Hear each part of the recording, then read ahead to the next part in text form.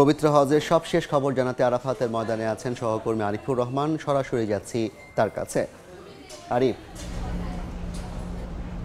শেষ হয়েছে পবিত্র হজের সেই বহুল আকাঙ্ক্ষিত যে খুতবা, সেই খুতবা, এই খুতবাটি শোনার জন্যই আসলে এই এতক্ষণ পর্যন্ত এই অপেক্ষার প্রহর কিন্তু শেষ হয়েছে কিছুক্ষণ আগেই। অর্থাৎ যেই খুতবাটি শোনার জন্য অধীর আগ্রহে শুধুমাত্র এই আরাফার ময়দানে উপস্থিত 20 লক্ষ বা তার চেয়ে বেশি মুসল্লি নয়, পুরো বিশ্বই তাকিয়েছিল। পুরো বিশ্বের মুসলিম কমিউনিটি, পুরো বিশ্বের 50টি ভাষাভাষী লোক তাকিয়েছিল এই খুতবার জন্য। সেই খুতবাটি ইতিমধ্যে শেষ হয়েছে।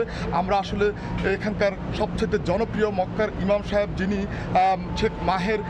ডক্টর শেখ মাহের যেই খুতবাটি দিয়েছেন, সেই খুতবাটি শুনেছি। আসলে সেই খুতবাটি এতটাই শ্রুতি মধুর এবং এমন সব কিছু তিনি উল্লেখ করেছেন। অর্থাৎ বিশ্বনবী সাল্লাল্লাহু আলাইহি সাল্লামের বিদায় হজের ভাষণ থেকে শুরু করে বর্তমান সময়ের যেই প্রয়োজনীয়, অর্থাৎ ফিলিস্তিনের যে মুক্তি, সেই মুক্তি সহকারে যেই সকল বিষয়গুলি অত্যন্ত জরুরি এবং জাতীয় জীবনে বলা চলে মুসলিম জীবনে যেই গুরুত্বপূর্ণ যে বিষয়গুলি, সেই বিষয়গুলি কিন্তু এই খুতবায় উঠে এসেছে। এবং এই খুতবার মাধ্যমে কিন্তু আসলে যেই দিশারি, অর্থাৎ যেই দূত, অর্থাৎ যেই দাবি মানুষের জন্য, মানুষের প্রতি ভালোবাসার, মানুষের প্রতি মানুষের যেই সহমর্মিতার, সেই যেই বিষয়গুলো তুলে ধরা হয়েছে, অর্থাৎ এই খুতবার মাধ্যমেই কিন্তু বিশ্ব মুসলিমকে এক ধরনের নির্দেশনা দেওয়া হয়েছে। সেই নির্দেশনা অনুসরণ করে, অর্থাৎ রাসূলুল্লাহ সাল্লাল্লাহু আলাইহি ওয়াসাল্লাম যেমন বিদায় হজের ভাষণের মাধ্যমে বিশ্ব মুসলিমকে অগ্রিম যে ভবিষ্যৎবাণী করেছেন, অগ্রিম যে নির্দেশনা দিয়েছেন, সেই নির্দেশনার কথাগুলো কিন্তু তুলে ধরা হয়েছে। আবারও স্মরণ করে দেওয়া হয়েছে ডক্টর শেখ মাহের যেই খুতবা, এই খুতবার মাধ্যমে। আসলে এই খুতবার মাধ্যমে কিন্তু বলা চলে যে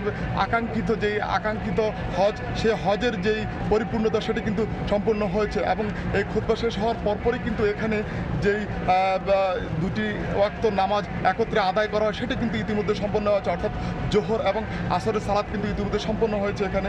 এখন এখানে অবস্থানরত মুসলিম যারা এখানে অবস্থান করছেন, অর্থাৎ হাজিরা, তারা কিন্তু এখন ইবাদত বন্দিতে মশগুল হয়ে গেছেন, কান্নায় ভেসে যাচ্ছেন। অনেকে চোখের পানি ঝরিয়ে আল্লাহর দরবারে তার যে জীবনে চাওয়া পাওয়া, সেটি কিন্তু চাচ্ছেন। বলা চলে যে এই খুতবার জন্যই কিন্তু এতক্ষণ পর্যন্ত অধীর আগ্রহে অপেক্ষা করেছেন।